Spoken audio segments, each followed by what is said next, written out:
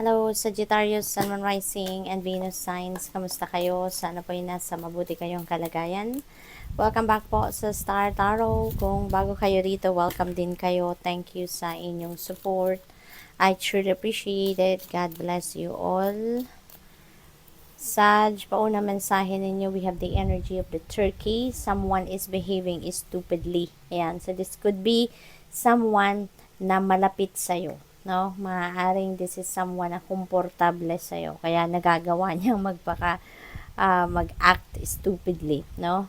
In front of you. So, this could be anyone. Maaaring katrabaho ninyo yan. Maaaring kaibigan ninyo, person ninyo, anak ninyo, 'di ba? That could be anyone. We have bridge, successfully overcoming a problem. Ayan, so napakaganda kasi finally mahahanap nyo na ang solusyon. Malalagpasan nyo na kung ano man ang problemang ito na pinagdadaanan ninyo. We have bird flying, news is on the way. Ayan, so merong ma-receive kayong balita sa ngayon that could be related to solution, no? Sa problemang ito. What else? We have bread. Napakaganda. This is a period of prosperity and abundance. So, maaring yung balitang paparating sa inyo could be linked dito sa prosperity and abundance. It could be related to financial opportunities. Could be related to financial blessings, no? Kaya ngayon magkakaroon kayo ng pagkakataon na makaluwag-luwag na pagdating sa pera. We have both, talaga makakaluwag-luwag kayo kasi there is a lot of money coming your way, no? So this could be money, cold cash na dadating, or this could be in the form of property na maaaring yan ay ipapamana sa iyo. This could also be winning, no? Maaaring mananalo kayo sa mga game of chance, or baka windfall of money ito, no? You never know kung saan ito magagaling na perang ito. But definitely, merong perang dadating. So, kaya naman pala, no, magkakaroon kayo ng prosperity and abundance kasi meron talagang pera, no, na dadating. So, what else? We have fire, strong emotion, passionate love or hate. Since meron tayong turkey energy, so this could be hate, no, na maaring maramdaman ninyo. Baka magagalit, mabibwisit talaga kayo dyan sa tao yan, kung sino man yan, ano, na magpapaka-stupid. We have coins, holy moly, Sagittarius. Tignan ninyo, isang barkong pera, tas uulan pa ng pera. Diba? Talagang ang daming pera siguro na dadating sa inyo, Sagittarius, no? Sabi dito, money will be coming to you, no? So, talagang cold cash, no, ang dadating sa inyo, Sagittarius. Kaya good luck to that. I-align nyo na ang inyong energies, no, with this energy of the bread, the boat, and the coins. Para nang sa gayon, talagang dumating ito, no, mahatak ninyo yung energy na ito. Kaya, positive mindset ka lang, no, abundant and prosperous mindset ka lang nang sa gayon. Walang maging sagabal, no, sa pagdating ng mga energies na to na pangkaperahan. At kasi tuloy-tuloy, no, smooth na dumating.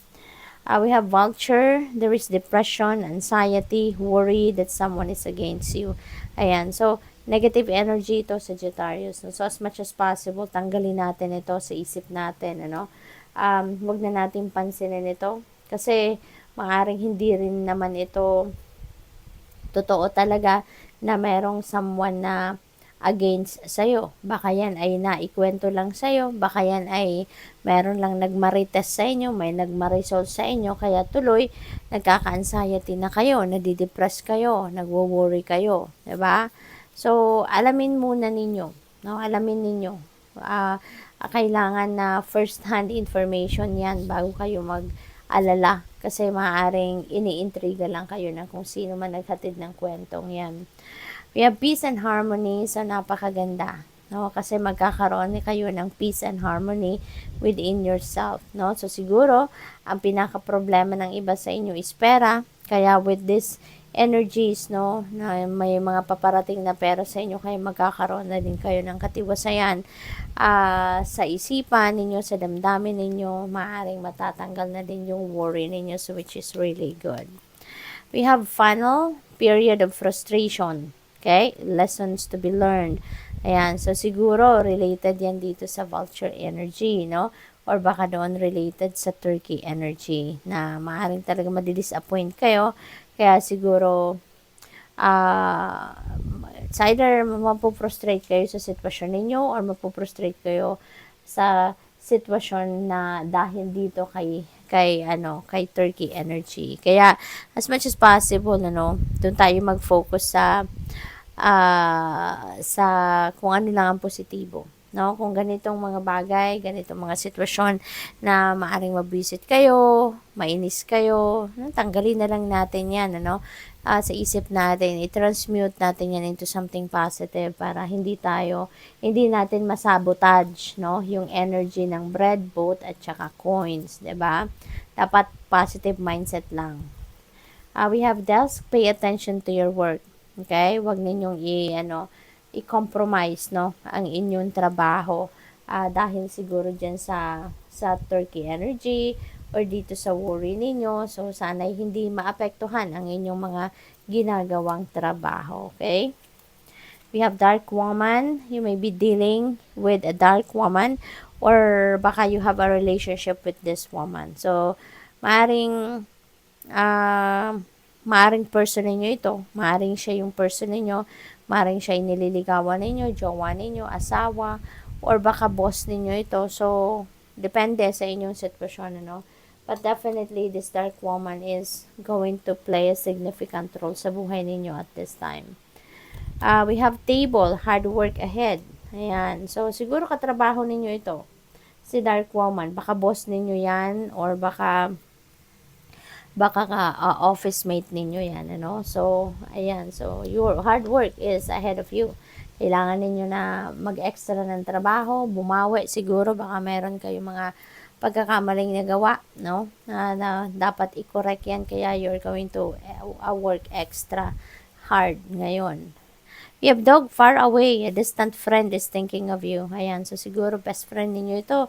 Maaaring nasa malayong lugar at naaalala kayo or maybe cherishing your experiences together, kung ano man ang mga pinagsamahan ninyong kasiyahan, maaaring inaalala niya yan, kaya kayo naaalala.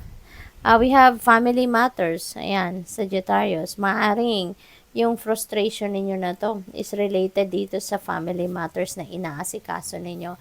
Maybe, meron kayong ibang kapamilya na hindi nakikipag-cooperate sa inyo. Maaring hindi kayo tinutulungan. Maaring inaasa na lang lahat sa inyo. Kaya maaring yan ang ikinaka-frustrate ninyo dahil para naman ito sa pamilya na ginagawa ninyo. Pero bakit yung parang lahat na lang nasa balikat ninyo, So, good luck. Thank you for watching. Love and light. Namaste.